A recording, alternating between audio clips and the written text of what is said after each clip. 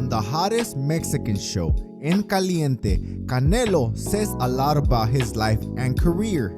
And he also talks about a boxer that he will never ever fight, and that is Terence Bud Crawford. And he also talks about his past and future fights and also his injuries. And this is what we are going to be talking about next. But before we get into that, if you guys are not subscribed, please punch and knock out that subscription button. That way you'll never see it again. And ding the notification bell. That way you never miss any of my new boxing videos. Alright guys, let's get to the round. Ding, ding. Okay champs, let's get started. Canelo started the interview by saying, even though he has been fighting for 14 years at the highest level, he says that he can still compete at the highest level to this point, but he does talk about a particular year that he wasn't at his best.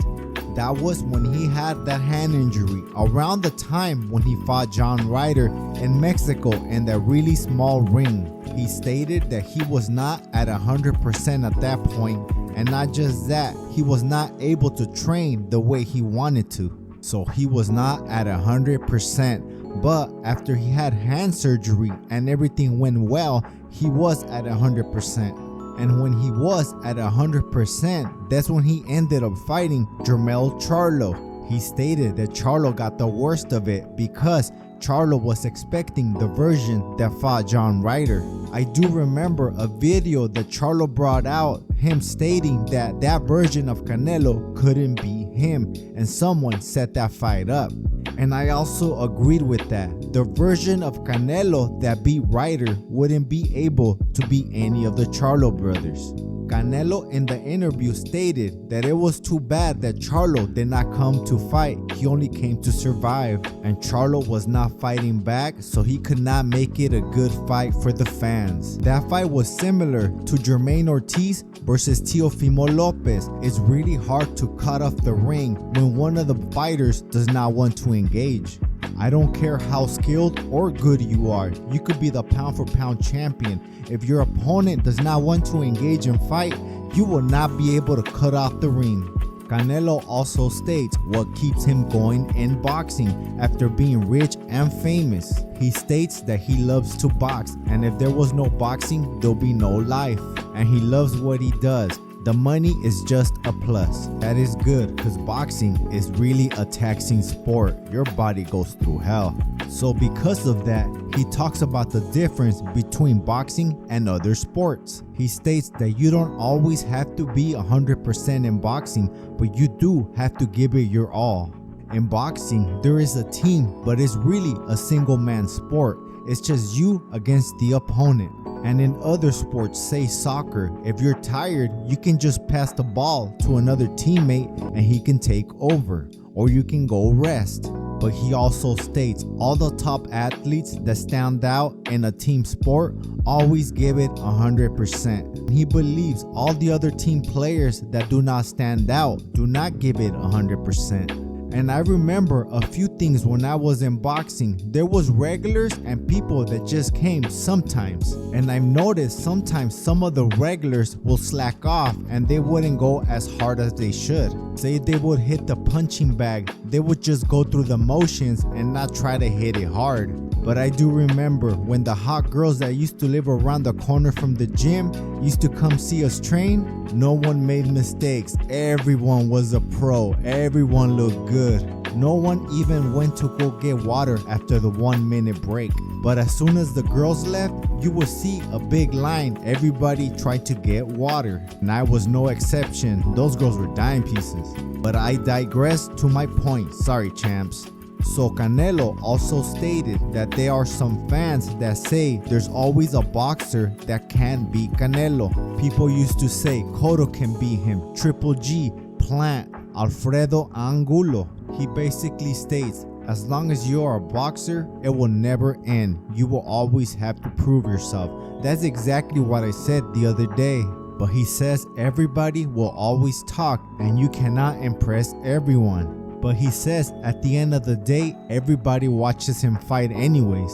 And he also understands that you cannot impress everyone and not everyone is going to be your fan. And he also gives good advice to athletes, especially boxers, since boxing is the sport that can hurt you the most. Don't get me wrong, you can get hurt in any sport that you play, but this isn't called the hurt business for no reason. He states that it's important for boxers and athletes to invest their money in some businesses before they retire. And he says that it's good to invest money right now when you're a pro, because that way you won't waste all your money.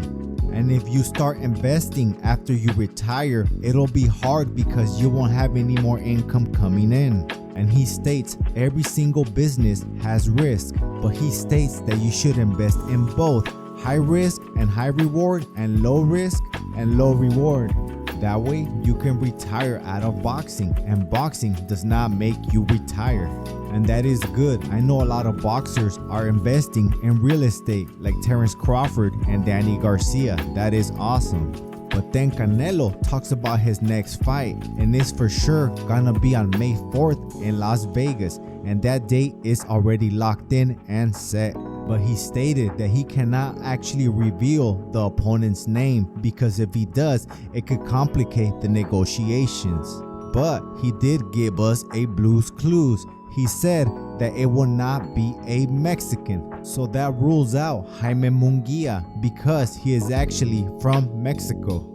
I am not sure if that rules out David Benavidez, because David Benavidez is half Mexican and he is half Ecuadorian. But he does talk about the person he completely ruled out, and that is Terence Bud Crawford. He states that he will get criticized and get a lot of backlash. He states that Crawford is too small, and he says that he already got criticized for fighting Charlo, and Charlo is actually bigger than him because Canelo Alvarez is pretty small for that weight division. He states that fighting Crawford, he has nothing to gain but everything to lose. He states moving up 147 all the way to 168, that's kinda much.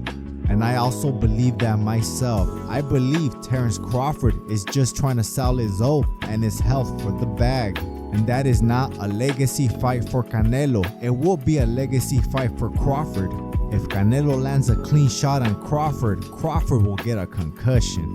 Canelo also stated that he is trying to take care of his body. Canelo says he knows he's 30, but he wants his body to look like a 20-year-old body. He states Ronaldo, the soccer player, is 38, but he has the body of a 20-year-old, and he wants his body to look like Ronaldo's. I have a pretty nice body too, and it's not that hard if you're consistent, and it's really not your workout, it's really what you eat. It's true what they say, you are what you eat. This is what I say, you can't eat your cake and be fit too. Every time I go to the gym, everyone that listens to me always loses weight, and not just that, they keep it off. So any of you champs have a hard time losing weight, just message me and I'll help you guys. But if you guys like the show, subscribe, like the video, share the video, and that's it for me, champs. I gotta roll.